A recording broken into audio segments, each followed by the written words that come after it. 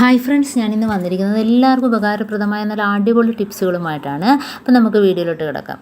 അപ്പോൾ ഞാൻ first tip കാണിക്കുന്നത് ഹെൽമെറ്റ് ക്ലീൻ ചെയ്യാനാണ്. അപ്പോൾ അതിന് നമുക്ക് വിനാഗിരി മാത്രം മതി. അപ്പോൾ നമുക്ക് കുറച്ച് വിനാഗിരി എടുക്കാം.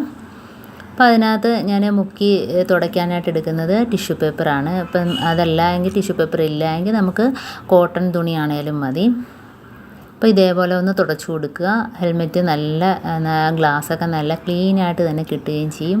അതേപോലെ തന്നെ നമ്മളെ ഹെൽമെറ്റിനകത്ത് എന്തെങ്കിലുമൊക്കെ പ്രാണി അതൊക്കെ കയറിയിരിക്കുമല്ലോ. നമ്മൾ പെട്ടെന്ന് എടുത്ത് തലയ്ക്ക് വെച്ചിട്ട് പോകുമ്പോഴത്തേനും ഇതേപോലെ എന്തെങ്കിലുമൊക്കെ അതിനകത്ത് കയറിയിരിക്കും. അപ്പം ഈ സ്മെല്ല് കാരണം അങ്ങനെ പ്രത്യേകിച്ച് ഒരു പ്രാണികളും അതിനകത്ത് കയറത്തില്ല.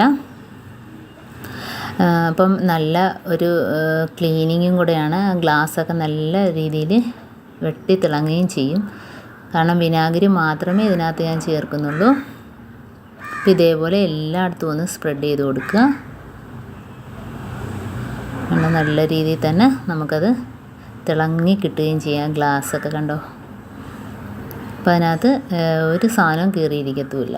അപ്പോൾ ഇനി അടുത്ത ടിപ്പ് എന്ന് പറഞ്ഞാൽ നമുക്ക് അത് വെച്ച് തന്നെ ഗ്യാസ് സ്റ്റോപ്പൊക്കെ ഒന്ന് തുടച്ചെടുക്കുക. അപ്പോൾ ഗ്ലാസിൻ്റെ ആയതുകൊണ്ട് നല്ല രീതിയിൽ കണ്ടോ വെട്ടി തിളങ്ങും ഭാഗങ്ങളിലെല്ലാം. അതേപോലെ ഈച്ച, പല്ലി എന്നീ സാധനങ്ങളൊന്നും അതിൻ്റെ പുറത്ത് കയറത്തതുമില്ല. അപ്പോൾ നല്ലൊരു ഗ്ലേസിങ് ആയിരിക്കും ഇത് വെച്ചൊന്ന് തുടച്ച് കൊടുക്കുമ്പം തന്നെ കണ്ടോ. ഇനിയിപ്പം നമുക്ക് അടുത്ത ടിപ്പെന്ന് പറഞ്ഞാൽ നമ്മുടെ പറമ്പിലും അതേപോലെ തോട്ടത്തിലുമൊക്കെ ഈ പുല്ലുകളൊക്കെ മഴ സമയത്തായിരിക്കുമല്ലോ കൂടുതൽ. അപ്പോൾ അത് എങ്ങനെ ഉണക്കിക്കളയാം എന്നുള്ളൊരു ടിപ്പാണ്. അപ്പോൾ അതിനായിട്ട് ഞാൻ പരലുപ്പാണ് എടുക്കുന്നത്. അപ്പോൾ ഇതിന് ഏറ്റവും നല്ല സാധനം പരലുപ്പ് തന്നെയാണ്. അപ്പം പരലുപ്പ് തന്നെ എടുക്കാൻ നമ്മൾ ശ്രമിക്കുക. നമ്മൾ ഉപയോഗമില്ലാത്തൊരു പാത്രത്തിനകത്ത് വേണം അത് ചെയ്യാൻ. അപ്പോൾ അതിനകത്ത് കുറച്ച് പരലുപ്പിട്ട് കൊടുത്തിട്ടുണ്ട്. പിന്നെ അതിനകത്ത് ഒഴിച്ചു കൊടുക്കുന്നത് വിനാഗിരിയാണ്.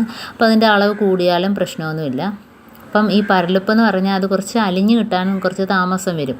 ആ ഒരു പ്രശ്നമേ ഉള്ളൂ. ഇനി ഇതിനകത്തോട്ട് ലിക്വിഡ് വാഷാണ് ഒഴിച്ചു കൊടുക്കുന്നത്. അത് ഏതാണേലും കുഴപ്പമില്ല. സോപ്പ് പൊടി ആയിരിക്കും ഏറ്റവും നല്ലത്. അപ്പോൾ സോപ്പ് പൊടി ഇല്ല എങ്കിൽ നമുക്ക് ഇത് വേണേലും ഒഴിച്ചു കൊടുക്കാവുന്നതാണ്. ഇനി നമുക്ക് വേണ്ടത് ഡെറ്റോളാണ്. അതൊട്ടും ഒഴിവാക്കാൻ പാടില്ല. അതിൻ്റെ അളവ് കൂടിയാലും കുഴപ്പമില്ല. അപ്പം നമുക്ക് എന്തുമാത്രം നമ്മുടെ മുറ്റത്തൊക്കെ പുല്ല് ഉണ്ട് അതിനനുസരിച്ച് നമുക്കിതിൻ്റെ അളവുകളൊക്കെ കൂട്ടാവുന്നതാണ്. അപ്പോൾ ഇത് ഉണ്ടാക്കി വെക്കുന്നതും ചീത്തയാകത്തൊന്നുമില്ല. ഒരു കുപ്പിക്കകത്താക്കി എത്ര നാൾ വേണേലും നമുക്ക് ഇരിക്കും. അപ്പം നമുക്ക് പുല്ലൊക്കെ കിളിച്ച് വരുമ്പോഴത്തേനും നുള്ളിക്കളയാനൊക്കെ മടിയായിട്ടിരിക്കുന്ന സമയത്തൊക്കെ ഇതേപോലെ ചെയ്ത് വെച്ചാൽ ഒന്ന് ഒഴിച്ചു കൊടുത്താൽ മതി. എല്ലാ പുല്ലും ഉണങ്ങിക്കിട്ടും.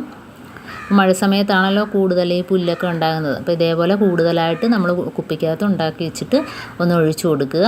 അപ്പോൾ ഇതേപോലെ രണ്ടോ മൂന്നോ തവണ ഒന്ന് ഒഴിച്ചു കൊടുക്കുമ്പം തന്നെ നമുക്കതിൻ്റെ റിസൾട്ട് കിട്ടുകയും ചെയ്യും.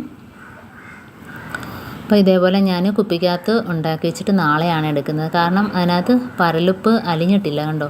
ഇപ്പോൾ റെഡിയാക്കി ആയതുകൊണ്ട് അപ്പോൾ അതിനകത്തോട്ട് നമ്മൾ പരലുപ്പ് എല്ലാം അതിനകത്തോട്ട് ഇട്ട് കൊടുക്കുക. അപ്പോൾ എല്ലാം അലിഞ്ഞ് നല്ല റെഡിയായിട്ടിരിക്കും. അപ്പോൾ നാളെ നമുക്ക് ഇതിപ്പോൾ ഇന്ന് ചെയ്ത് വെച്ചാൽ നാളെ എടുക്കാം. ആ രീതിയിൽ ഞാനിപ്പോൾ ചെയ്ത് വെക്കുന്നത്.